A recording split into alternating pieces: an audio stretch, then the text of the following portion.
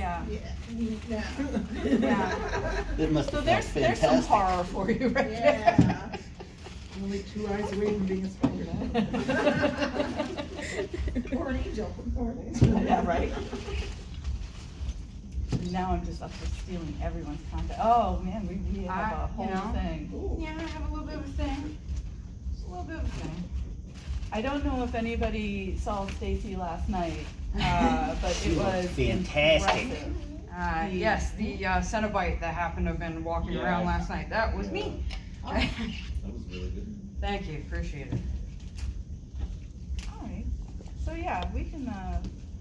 Well, why don't we introduce ourselves while you're getting set up? You wanna? Hi, I'm Matty Spooks. I run the Spook.Haus, which is also my home of the macabre, I guess.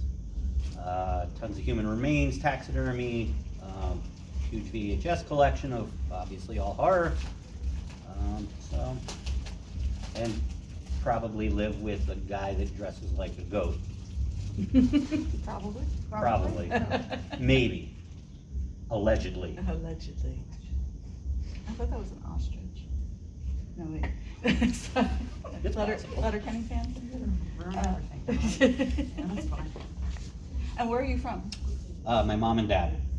They had sex once. I already don't like you. I get that a lot.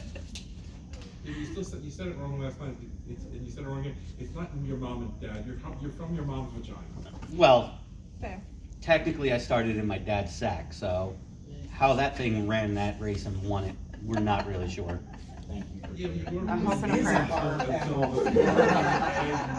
that was in your mom's vagina. Remember, now you can sue because you didn't ask for resistance. Yeah, exactly, 100%. It's like $3 million. It's definitely worth like $6 if I sue, for sure. So I'm Donna Lynch. I am the singer for Ego Likeness. We played last night. And today. And yeah, and we did an acoustic set today.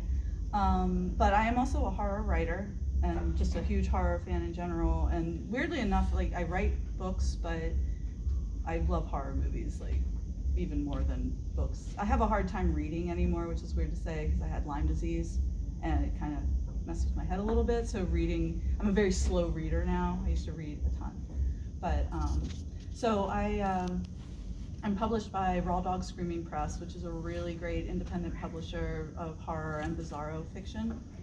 I've written a couple novels and a novella and a bunch of short stories, but my primary thing is horror poetry, which people are always like, is that a thing? And I'm like, you've heard of Edgar Allan Poe, right? It was kind of the thing at one point. So I do a lot of personal horror, like a lot of psychological and honestly like trauma stuff, but I also am really into body horror. And you know, David Cronenberg is one of my favorite directors. I like transformative horror, but I mean, I like ghosts and witches and things like that too. But so yeah, so I've been nominated twice for a Bram Stoker Award for my poetry. I haven't won yet, but you know when you get nominated, they give you a punch card. Seriously. Because I have 2 holes, and I'm like, what happens when I fill it up? And they're like, well, you either get an honorary Stoker or a free sub. We'll see. Like, just Free sub from tried Subway? Yeah, I've tried to take it to Subway before, and I'm like, can I? So yeah, so that's what I do. So I am a horror writer. And I'm Stacy Lynn, aka Spooky Bitch, as people lovingly call me in Philadelphia. I am a horror artist as well as a horror FX artist, self-taught. I've been doing this for a very long time. A lot of movies inspired me, much like most of the panel here. Evil Dead, Nightmare on Elm Street. I mean, I can go off and list a bunch of favorite movies of mine, but that's not what I'm here to talk about. I'm talking about FX and doing special effects and how to do special effects. So that's why I'm here today. Hi. Awesome. Well, so maybe we should start with your thing because you have a whole setup. Are you ready to do that, or do you wanna? I was thinking we should start with you first. Go with the Okay, conscious, subliminal, and then go into visual. okay, that's fair. That'd be cool. So I've taught a few online classes and done some symposiums on horror writing, and specifically writing horror poetry. And one of the things that I talk about, I don't know if there's anybody in here that writes or wants to write or anything like that, but one of the things that I try to teach in my classes is about learning how to make yourself uncomfortable. You don't want to, you don't want to traumatize yourself. Like horror, obviously comes from a traumatic place. It's loss, it's pain. That's sort of the whole point of it. But when you're writing, I think you have to always ask yourself, like, is this making me uncomfortable? Because if it's not, like if you're writing and it just doesn't really feel like much, how is that going to affect anybody else? So you want to put yourself in uncomfortable places and say things that are difficult to say. I have a friend who is a psychologist, and she does EMDR, which is a really great psychotherapy technique that they use with a lot of people who have PTSD and everything. But it's very much about getting your body involved in the things you're thinking and the feelings you're having and stuff that comes up. So one of the things that she always asks, that I've started asking when I'm teaching, is like, do you like tell me something you like. Okay, well, I like body horror. And she's like, okay, how do you know you like it? And I say, well, because it's interesting to me. I think the theory of it is interesting, and something I can relate to. And she's like, no, but where in your body do you feel it that makes you connect to it? So when I am reading something or when I'm watching a movie, I've started paying attention to where it's making me feel something. And I've noticed, now that I pay attention, there are all kinds of sensations that happen. If I'm watching a horror movie and I see, for some reason, if somebody gets cut or stabbed or pierced in any way, but I just happen to be a body piercer, so there's which is not something that, I used to be covered in piercings. It's not that isn't something that I thought affected me. But now when I watch that, I feel this, so weird to say, I feel this warmth, like this heat in my legs, and it's just like this sort of stinging sensation that comes on when I'm watching a movie and I see something like that happen. And that got me really thinking about, like, where are all these other things? Where do you feel them? Like, you feel horror, you feel it in your throat, you feel it in your chest, you feel it in your torso, you feel it in your bladder, you feel it in your extremities. So when I am teaching writing, I want people to write things that make them get a sensation somewhere in their body, a physical sensation. And when that happens, it transfers to the reader. It's so much more. So I've had people do like compare and contrast. I'm like, just write something that doesn't really feel like anything to you, and then write the same thing, but change it just enough until you can feel it, and every time it transfers. Everyone who reads it, it's like, ugh, like you get that, so it's even more than just like the goosebumps. It's more than just the hair standing up on end. It is internal feelings. So that's one thing. So I can definitely corroborate with the aspect of feeling uncomfortable. I get that a lot from people when they see the apartment. Get asked quite a bit there from the normies, so to speak. How do you sleep in a house full of human bones and body parts and taxidermy and allegedly haunted items? I don't know, I just close my eyes, but again, it's about getting uncomfortable and finding a place of comfort in the uncomfortable. I mean, you can look around the room here and we all find some comfort in the strange. I think that's our communal bond right here. I had the guys from Weird New Jersey. Anybody here familiar with Weird New Jersey? I was just in the latest issue. Oh, that's awesome. I love them. I have a bunch of their stuff. Yeah, they're good guys. They had come over and they were asking me about the collection and, you know, procuring things and why I do what I do. And number one, there's beauty in weird things. It's obviously a very visual thing. I think you can relate to that. Even in descriptors as a horror book, it's very description based. So you're visualizing something in your mind's eye. I just happen to have a physical representation manifested in my living room of coffins and skeletons and brains in jars and a penis in a refrigerator. So. Like you do. Oh, that's a good talking point for Thanksgiving. Well, you know, they're like, what's that? And I'm like, that's my dickle. It's right next to the pickle. So, you know, that's always a good one to bring out. I also have my best friend's mother, who's no longer with us, had the tip of her finger bit off by a pit bull.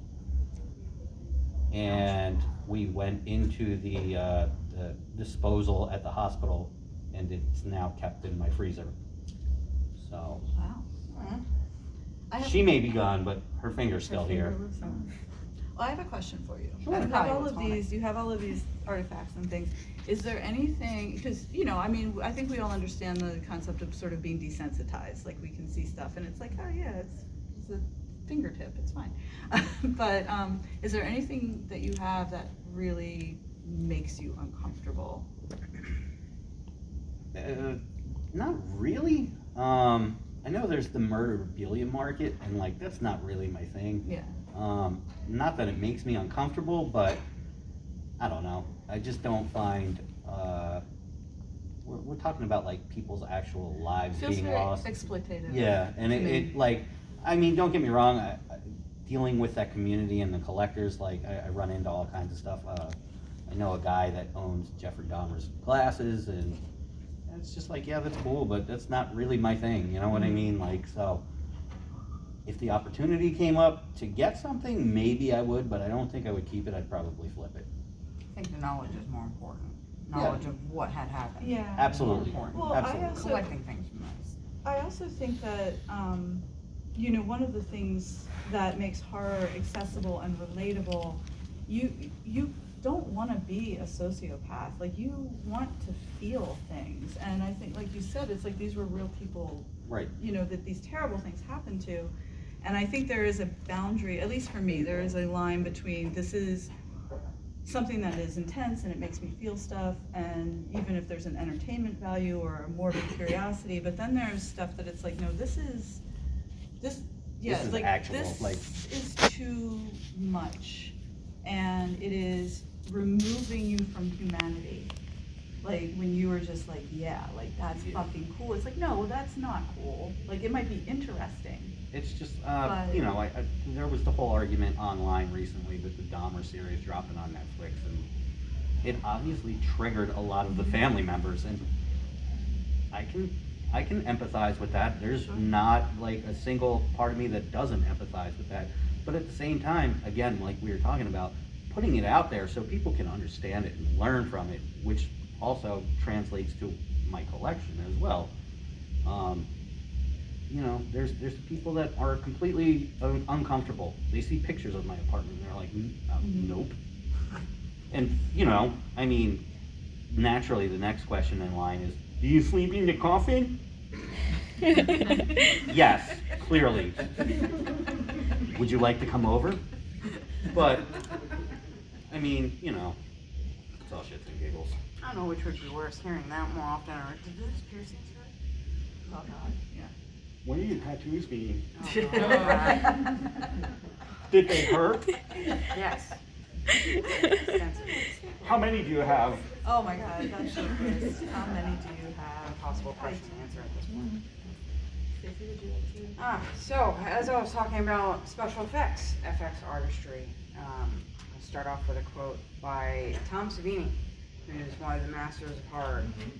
Every time we make something, there is an outlet for a practical joke in it. Yes, horror is supposed to be scary. Yes, it's supposed to be terrifying. But there's also supposed to be elements of comedy to bring you out of reality, to help you snap out of it. It gives you joy, just like the same amount of jumping onto, a roller coaster. It's thrilling, it's exciting, it's scary. But when you're done, you're laughing. That's the whole point. People who have made films like Nightmare on Elm Street has elements of comedy. Even Dead Alive, that movie. That's, there's certain sequences in that movie that we're not going to discuss. FX is an illusion or a trick in film, theater, television, etc.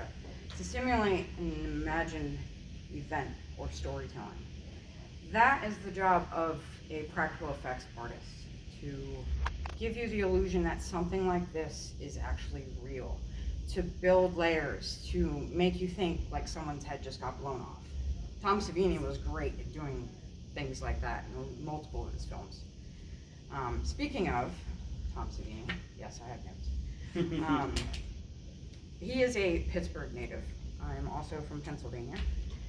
He has a school out in Pennsylvania called Special Effects Program, aptly titled Tom Savini's School. He's notable for films such as Dawn of the Dead, Day of the Dead, directors like George A. Romero, Dario Argento.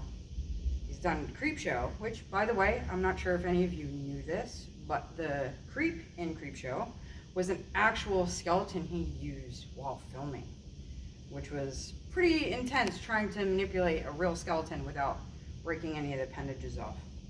He's done Monkey Shines, Dusk Till Dawn, which he has a small cameo in, with the groin son. Yes, he was great. And also the Texas Chainsaw Massacre 2, which is one of my personal favorites. He is also another inspiring artist. I would love to take the time one day and actually sign up for his schooling, because I might be good, as most of you have seen yesterday, but I can do so much better. If I learned how to do more of the prosthetics and doing the molds and doing the full sculptures, I think that would be a next level. And as any artist, you can always get better at what you do.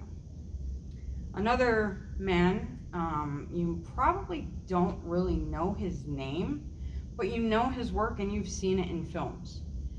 His name is Rick Baker. He is a 7-time Oscar winner for doing his special effects. He's been retired since 2015. He's known for movies such as How the Grinch Stole Christmas, Men in Black, The Nutty Professor, Harry and the Hendersons, Ed Wood, and my personal favorite, The American Werewolf in London. Y'all also might know him from a little music video called Thriller by Michael Jackson, which he's done all the zombies for and the special effects for Michael Jackson. He doesn't have to do the makeup for that anymore. He is incredible. Like the things that he posts on his Instagram with what he does with his daughter and like all the Picasso, I think, is one of my favorites. It's disturbing, it's mentally and visually disturbing, but it's kind of comical. How a follow lot of him on these... Instagram because his daughter is wild. Yes. Like the stuff that she does is Oh amazing. my god, the ideas are And he insane. always posts her. He liked one of my comments. Oh, nice. I was happy. For the end part of my little spiel here, I need a victim, a volunteer to come up, and I'm going to do a cheap little how-to do FX under 10 bucks. Now, a lot of people have a tendency of getting asked to go to Halloween costume contests or parties, and they have nothing that they could possibly do. So I'm going to teach you a short little demo of how to do that with easy household items, as well as anything you can pretty much pick up at the dollar store. Elmer's glue, like corn syrup, food coloring, and toilet paper. Everybody has toilet paper in their house, yes? Alright, so which one of you folks would be brave enough to allow me to get their face a little bit bloodied? Yes, yes. Oh, you. Come on.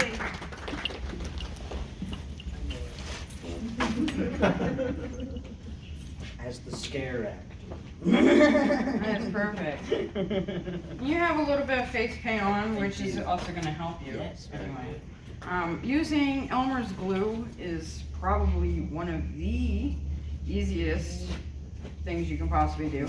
I've seen a lot of people do a lot of things wrong with using Elmer's glue. Yes, I'm wearing gloves in case I'm gonna mess up my hands with the food coloring. But the Elmer's glue is pretty quick, it's easy, and it dries pretty rapidly. The one thing I see people making the most mistakes of with using Elmer's glue is they'll just ball up tissue paper, saturate it completely, and then you have a big mess on your hands. The problem with doing that is it takes forever for it to dry. So a better way of doing that is by simply applying the Elmer's glue directly to the skin, allowing some of it to dry a little bit, then applying your tissue paper in layers to make it a lot easier for you. So I'm gonna start with that first, so that way it gives it a little bit more time, so when I go to move on to the next step, that can be finished and fully dried. Now, since you already have white face paint, I didn't have to worry about working with any palettes, so that makes it a lot easier. Happy to help.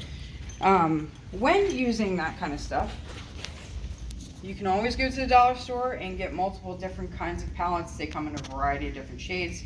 They have whites, they have skin tones, they have all kinds of things you can possibly utilize to build your layers of color to make it a lot easier. And also, you don't have to spend a shit ton of money on like Sephora or, whatever.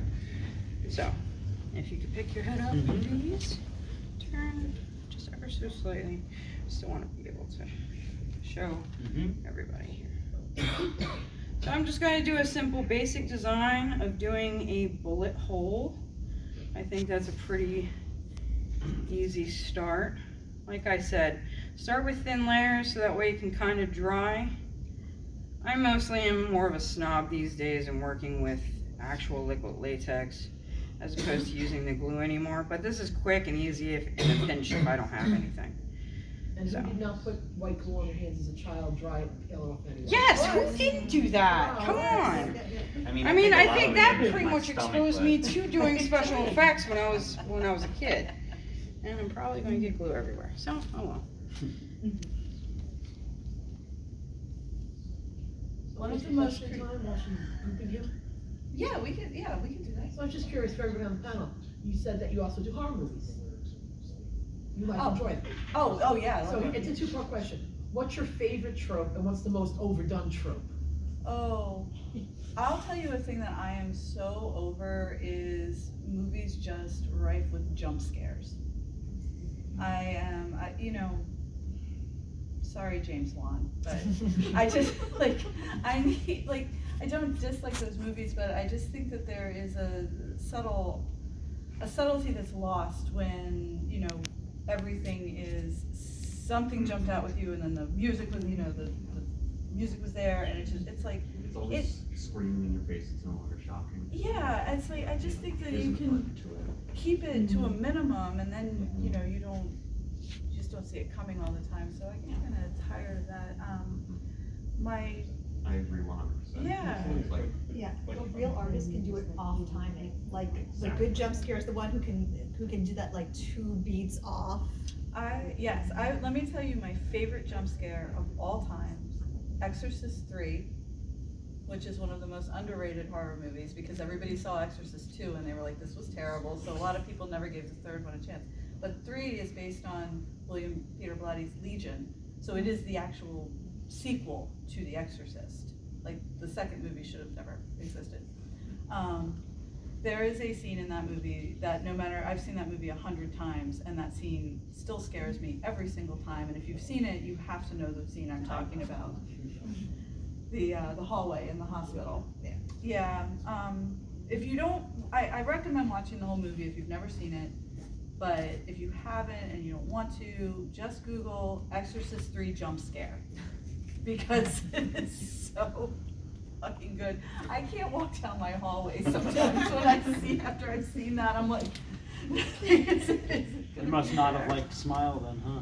I have, you know what, I haven't seen it yet, because we've been doing too much stuff, so I haven't Lots of watched it jump yet. scares, Yeah, chock I mean, full. it's just a lot. Also, I just want to point out there's actually been some non-horror properties that do jump scares better than actual horror films. Like Mario 64 and Piano. So that should be fucking embarrassing for Right. directors who just do nothing but jump scares. Alright, so while this Yeah, is drying, again, use thin layers when applying the glue. Makes it a lot easier and makes it so it's not overly saturated. As you can see the shape taking effect. Now it doesn't matter whether or not it's perfect or anything like that, because you're gonna go in with the gore anyway. You can easily camouflage that. Whenever I fuck up on anything that I do, just put fucking blood on it. You know, you're fine, just put blood on it. And it'll work. Bob Ross calls that a happy accident. There you go. And another thing that you can use glue for, using the glue sticks, a lot of drag queens use it. They use it to Eyebrows. mat down their eyebrows. Actually, that was probably where I actually learned how to do basic makeup in general. My mom never showed me how to do any of that stuff. I learned from drag queens. They're like, oh, you can do this. So they taught me a lot, and building makeup and layers and things like that. So while that's drying, I'm gonna get to the gross part of the demo here. I'm sure you're looking forward to getting all bloodied up. Yes, I. Like corn syrup. You can get this anywhere. You can get this at your local grocery. You can get this at the dollar store.